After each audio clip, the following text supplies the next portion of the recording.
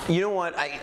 I want to do a part 2 to how to do well on rotations in med school and in residency, because I was thinking about this and something else came up. Not only do you want to do really good for the grades, you want to show up with enthusiasm, genuine interest, and demonstrate that you've learned, but what reading should you do, okay? I don't know that I would do a lot of general reading. I might just like browse, kind of like if I had a plastic surgery rotation, I might browse general things on breast augmentation and flaps and whatever, just so you have kind of a general lay of the land.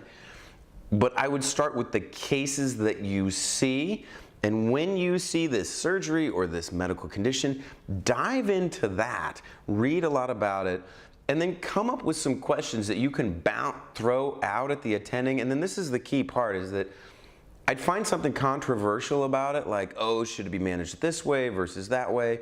And I would take a side and kind of argue a little bit and say, what do you think? You know, have a conversation, have a discussion with the attending, because it demonstrates a lot. It demonstrates you give a shit, demonstrates that you're dialed into a particular case. Like if you can get to the place where you can kind of throw back and forth different management things and then have kind of a genuine question, the attending's gonna feel kind of, you know, like an attending that's smart and whatever.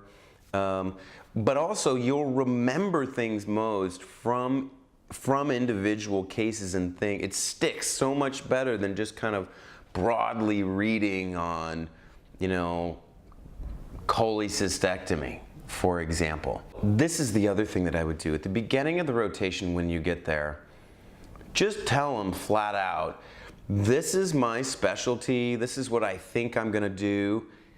Anytime that this stuff, you know, that you see that this is relevant to my specialty, let me know and dial me in there. I really wanna learn this stuff. I wanna learn this stuff just so that I have a decent background on it.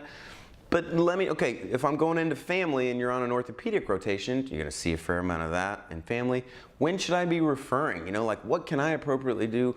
What needs to come to you guys? You know, engage with the attending like that, because then they'll know you're genuinely interested and they will feel some meaning in teaching you what they do. And it ultimately will help you to do better and get a better grade in that rotation. I think the worst thing as attendings is when people come through and they're like if I'm an ER attending and they're like, well, I'm going to do family medicine, I don't really need to know any ER. Or I'm going to be a psychiatrist, I don't need to know any ER. And it's just like, that is such crap. Like, that's really disappointing. That's like somebody saying, this doesn't matter, what we're doing here doesn't matter. That's like the worst thing you could say. I think the reality is that in all specialties, there's a lot of overlap. There's a lot of specialty stuff that shows up in primary care, a lot of primary care that specialists can deal with. The more diabetes management and ortho understands, you know, and kind of the more basic emergency stuff that a psychiatrist understands is just better for them in the long run. But certainly connecting those dots and saying, you know, you really need to know this with your specialty, and having an attending guide you through that, I think that is what I would start out in the beginning. Hey, I'm interested in this stuff, and this is my specialty. Really help me, you know, teach me what you need to teach me so that it benefits me in my specialty. Those are a couple more suggestions I have for you on how to do well in a rotation.